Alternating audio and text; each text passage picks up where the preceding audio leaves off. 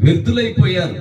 ఎందరో వ్యర్థులు కావటానికి ఏంటంటే దేవుణ్ణి గ్రహించలేకపోవటం, దేవుణ్ణి సిలువ వేయటం, దేవుణ్ణి అవమానించడం, దేవుణ్ణి బాధించటం, ఇలాంటి పనికిమాలిన పని చేసి వాళ్ళు వ్యర్థులైపోయి శాపగ్రస్తులైపోయి సచ్చి నరకానికి వెళ్ళిపోయారు.